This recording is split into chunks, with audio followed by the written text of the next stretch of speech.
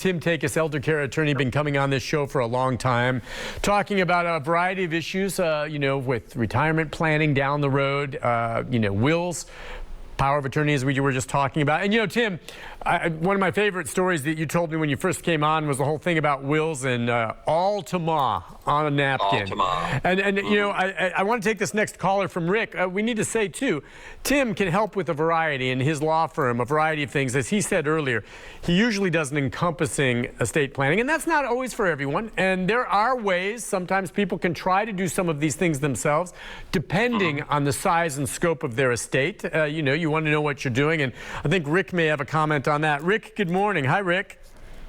Hey, how you doing? Good. What's on your mind? Well, I was just sitting, I wasn't really watching. I was just kind of listening.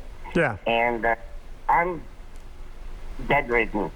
I can't go anywhere or do anything. Yeah. And we bought a house about 2 months ago. And they said that they needed a power of attorney for my wife to sign the documents for the house. Yep. And to do the banking for the down payment and all that stuff. So I said, well, she's on the account. They said that doesn't matter. We have to have a power of attorney. I said, well, what am I supposed to do? I can't go out and get one. Right. So he suggested that I call the notary that was going to do all the paperwork and see if they can't notarize a small paper that gives somebody medical authority or financial authority. And that's what we ended up doing, and it was $50. There you go. And I don't know that it was as good as what he does. I'm sure not. He's a lawyer. But was that a one-time thing for that one transaction, or do you think that stands and your wife would still have some legal authority if something like this came up again? Or was it just that one-time thing with that notary that was helping you? I think it was for 1 year. Okay, interesting. Listen, thank you for that. Now, he makes a good point there. He's probably someone in that instance, Tim, that did not necessarily need to come to a major law firm like yours, and he found an alternative. Are you familiar with what he kind of did there? I didn't really catch most of that. Was it a remote notary? Is that what it was? Yeah, it was a remote notary that was helping, I think, with the transaction. They were able to do some paperwork for the one time where they were able to make it so there was power of attorney for his wife. Yes. Yeah, we use that from time to time. That's one of the things that, we've actually got a few clients now that that can't get to us. Yeah. But and sometimes we're not able to get to them, but we can call what's called a remote notary, where those services are available, and somebody who's in the area can go out and and notarize a document.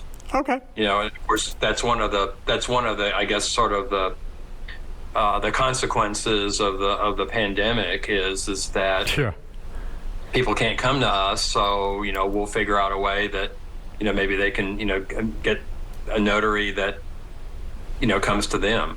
Yeah, and there are various ways to do it, and I think that worked out well for Rick. For someone like me, that wouldn't. I've got to have this standing power of attorney, medical and financial, for my folks, and I have now for more than a half decade, and I need that, and I can't keep going back to a notary, so I had to set something like that up. Now, that just kind of brings me to this, Tim, and how you feel about this. I know where you sit. I think you would always recommend, whenever you can, to get legal representation for a lot of these financial affairs.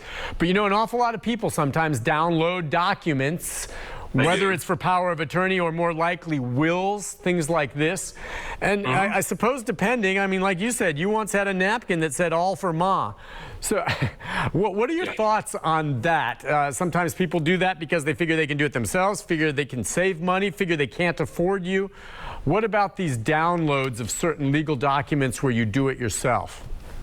Well, certainly you can go, like for instance, you can go to the Tennessee Department of Health website, and you can download healthcare powers of attorney. You can download, do not resuscitate orders and so on and so forth. And those aren't, those documents are fine. Yeah. Needless to say, what you don't get is you don't get somebody like me or somebody who is knowledgeable and works in this area, that they can have a conversation with and say, okay, is this what I should do or not, or what other options do I have? And of course there's, obviously I feel like there's value in that for some people. But if it's not something that you're able to do, then you've got something, and needless to say, it's helpful for Channel 5, the News Channel 5 to do this, where I come on and my partners come on and we can have these conversations, and we can educate, the public out there about what some of those options are. The financial part, durable powers of attorney, for legal and financial, those tend to be a little bit more complicated in some ways because they don't, because people will say, well, I want a durable power of attorney, but I don't want to give it to somebody right away. I want it to be, I don't want it to go into effect unless I become disabled or incapacitated. Well, sometimes that works and sometimes that doesn't. That's called a springing power of attorney, which means that it springs into being when the maker of the power of attorney is unable to make decisions for himself or herself. Right. Well, the question then becomes, well, who decides that? And if you are trying to get a doctor to sign off on that, some physicians won't do that. Some physicians will sort of say, well, I won't do that unless you've got durable power of attorney. Well, you don't have it because it's not, it's a springing power. So basically you're putting up impediments to decision making. And of course, I've always said is don't name somebody your power of attorney if you don't trust them. And you would think that just goes without saying, right? But sometimes, well, and Tim, what you did was hit on the head there, is that sometimes you can download things. This makes me think of sometimes when we used to have guests come on to talk about applying for Social Security, or rather Social Security disability. And right. You maybe have come across this yourself at times, but you can go as yourself and go through the process and apply, and typically you're denied and you have to go through the appeals process. But right. A lot of folks kept trying, banging their heads on the wall, and finally decided to hire an attorney who, because of certain gaps that these folks just didn't know how to fill it in, right. could fill in the gaps. And right there, it was worth the price of hiring the attorney. And it's the same way with many of these issues with Medicare, Medicaid, dealing with an attorney. As I said, the attorney that Tim referred me to for my parents in Boise, Idaho, I could have gone on there and filled out these forms, but I did not know some of the other steps I could take. And those steps saved us thousands of dollars. Now, there was an initial investment to hire this guy, but boy, what a difference. So yeah, what you're talking about is the expertise that comes with dealing with some of these more complex issues. I mean, yeah, like as one of my colleagues has always said is that, if you decide to do that yourself, you're going to get a lot of experience doing it. Yeah. But the definition of experience is what you get immediately after you need it. Right. And you're learning through trial and error, and sometimes the error is what sets you back on all that front. Yeah. So as far as wills, we had a few people message just about wills, and I talked about that. There are documents you can put down. You can set up wills. But the rule of thumb on wills, I mean, you believe, everyone should have one. You want to be as specific as you can. Is that a little bit different than, say, power of attorney, health, wise, medical? You want to be more specific when it comes to wills? Well, certainly you do. I mean, you want to make sure that you have, that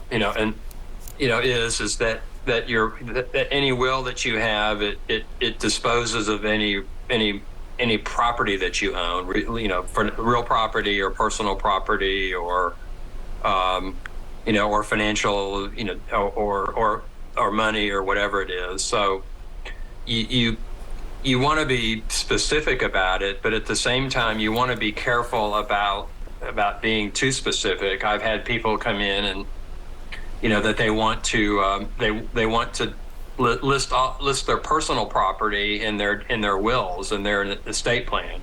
Like, well, I want my antique sewing machine to go to my niece. Yeah. I want the vase that I got from my great grandmother, to go to this person. Well, our view on that is that remember that the will only speaks at death, and there's no guarantee that you're actually going to have that asset, at the time of your death, and so the more specific you get in your estate plan about dispositions of personal property, the more likely you are to, to create a problem for your, for the people who are supposed to get that stuff, because someone is invariably going to show up for a will that was done 10 years ago and say, well, where's the vase that I'm supposed to get? Right. Listen, we got to take a break on that note. I'll let you continue your thought when we come back. And when we do come back, the other part of it is, the fact is, thousands and thousands of people die every day in this country who have no will. And, no will. And I want Tim to talk about, and look, a lot of us don't maybe have the wills in place that we should. I want you to explain to folks what happens when you die and there are assets and you have heirs and there's no will. So we'll take a break, be back in our final segment with Tim Takacs right after this.